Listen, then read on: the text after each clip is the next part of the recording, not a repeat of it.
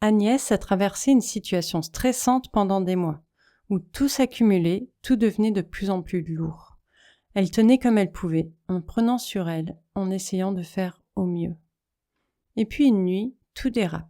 Ce qu'elle redoutait est arrivé. Sa petite fille de 4 ans se réveille, un peu perdue dans tout ce tumulte. Agnès la prend dans ses bras, la berce, essaye de la rassurer.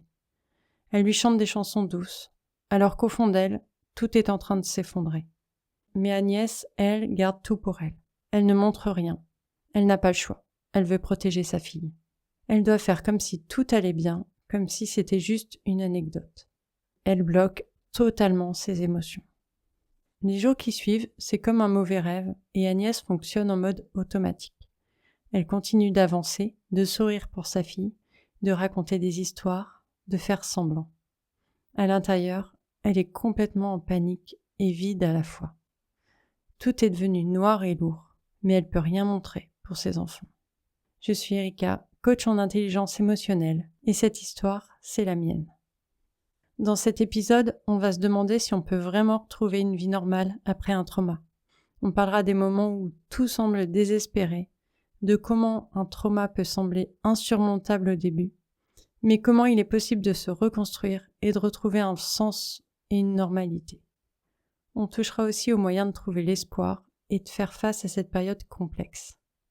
Si tu te reconnais dans ce sentiment, si tu te demandes comment aller de l'avant après une période de traumatisme, ou si quelqu'un dans ton entourage vit ce genre de période difficile, reste avec moi. Un trauma, c'est plus qu'un événement énorme, difficile ou douloureux. C'est quelque chose qui touche profondément, qui laisse des cicatrices invisibles mais bien réelles.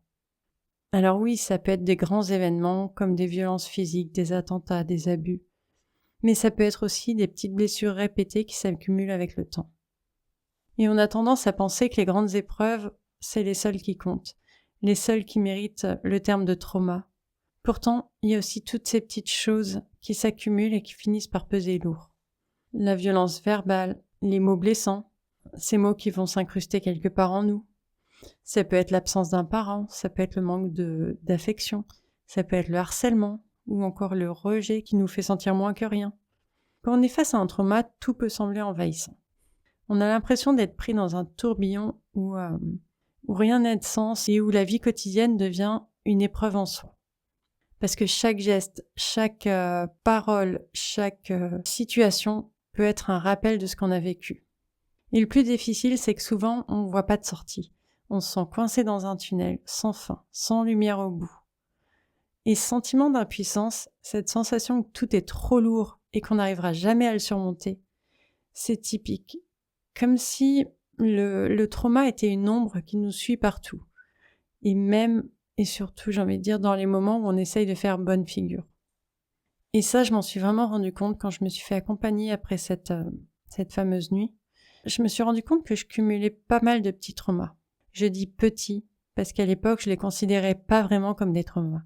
C'était, on va dire, plutôt comme des morceaux de douleur qui s'étaient entassés. Mais je mettais pas vraiment de mots dessus. Que ce soit le rejet des autres à l'école qui me trouvait différente, les paroles et les actes violents à la maison, l'absence d'un père pendant des années, le fait qu'il réapparaisse par-ci par-là tous les 3, 5, 7 ans. Bref, tout ça a fait la personne que j'étais, pleine de doutes, de douleurs, de colère et de rage. Et donc, quand j'ai commencé à me faire accompagner, j'ai commencé à mettre des mots sur ce que je vivais, sur ces petits traumas que je voyais pas comme tels. Et là, ils ont révélé leur importance, le poids émotionnel que je portais sans le comprendre. Et en fait, le trauma, on va dire, plus récent a mis en évidence tous ces traumas comme si tout s'agglutinait d'un coup, en fait. Et donc, oui, la guérison n'a pas été facile. C'était flou, c'était compliqué. Dans ces cas-là, on alterne entre les moments de mieux et les moments de pire. On se demande si un jour, on pourra redevenir comme avant. Et ce que cette période difficile m'a appris, c'est que c'est l'importance de comprendre et de réussir à libérer ses émotions. De se dire que même les petites cicatrices ont besoin d'attention. Elles disparaissent pas du jour au lendemain, mais en les abordant une par une, on peut retrouver un sens de normalité, on peut retrouver espoir, et on peut retrouver confiance en soi.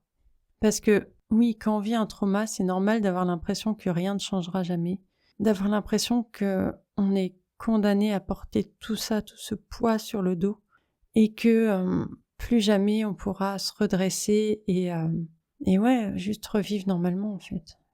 En fait, le futur paraît flou.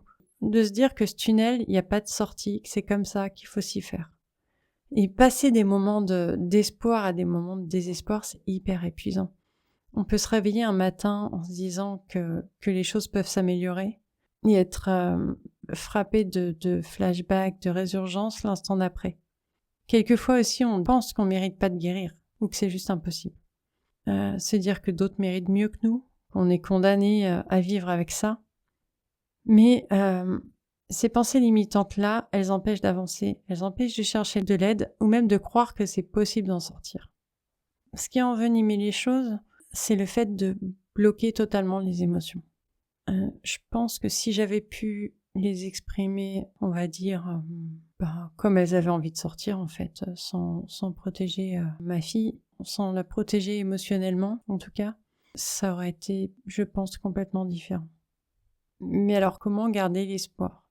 Il y a certaines personnes maladroites qui diront que quand même tu devrais aller mieux depuis le temps, ou que c'est pas si grave que ça, que tout le monde a des petits traumas, qu'il faut aller de l'avant. C'est pas malveillant la plupart du temps, mais c'est juste hyper maladroit. Alors tu peux leur expliquer que t'as pas besoin d'entendre ça, que pour l'instant c'est quelque chose qui est trop lourd pour toi, que chacun le vit différemment, que personne n'a la même histoire, et surtout que t'as pas besoin de jugement. C'est important que tu te puisses parler et te sentir écouté. Il y a des gens qui croient en toi, même quand toi-même tu en doutes. Donc entoure-toi des bonnes personnes, de celles qui te soutiennent. Il y a aussi une chose qui peut t'aider à retrouver un peu d'élan, c'est de te fixer des objectifs, des petits objectifs. Au lieu de te concentrer sur la grande image, concentre-toi sur les petites parties qui la composent. En te fixant des objectifs simples, ça peut être juste sortir de ton lit, tu vois. Ça peut être faire un quart d'heure d'une activité, ça peut être... c'est pas forcément des choses énormes. Mais quand tu te les fixes et que tu le fais, tu te donnes aussi accès à toi à des petites victoires. Chaque petite réussite peut t'aider à avancer et à te sentir mieux. Il faut savoir que dans un trauma, la guérison, elle se fait pas de manière linéaire. Ça, il faut vraiment en avoir conscience et l'accepter. Il y a des hauts, des bas, des jours où tu as l'impression d'avancer, des jours où tu as l'impression de reculer. Et le comprendre, ça peut t'aider à rester motivé. Parce que c'est lent. Quelquefois, c'est lent, c'est long. Et tu te demandes pourquoi tu stagnes. Mais en fait, tu stagnes pas. Même si tu repars en arrière, tu reviendras à ce stade et tu progresseras. Mais pour moi, la chose vraiment essentielle, sur laquelle j'insisterai jamais assez, c'est de te permettre de vivre tes émotions, même les plus difficiles. Autorise-toi à aller mal, à pleurer, à te sentir perdu. Ça veut pas dire que tu fais rien pour aller mieux, mais ça veut dire que tu acceptes que tes émotions font partie aussi du processus de guérison. C'est pas un signe de faiblesse. C'est une partie normale du cheminement. Prendre conscience et exprimer tes émotions, ça peut t'aider à les libérer et à avancer. C'est d'ailleurs en ça que le clean consiste. Tu le sais sûrement que pour moi, ça a été miraculeux, et que ça l'est aussi sur les personnes que j'accompagne. Mais pour ce qui est du fonctionnement, le clean, c'est conçu pour ça, pour apaiser rapidement des émotions intenses. Parce qu'il va t'aider à décharger les émotions négatives qui s'accumulent avec le temps, qui s'impriment dans ton corps et qui ressortent régulièrement, et qui t'aident à les laisser s'exprimer par le corps. Et c'est hyper puissant de se rendre compte de tout ce que le corps emmagasine, de tout ce qu'il garde en lui. C'est vraiment impressionnant. Et donc, exprime tes émotions pour éviter ça. Pour éviter que ça soit coincé, pour éviter que ça traîne en longueur.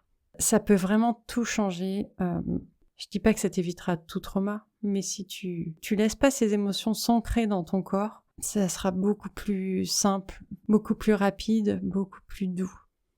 Parce qu'en identifiant et en libérant les émotions qui sont liées à tes peurs ou à tes traumas, à tes blessures, tu pourras te sentir plus confiant.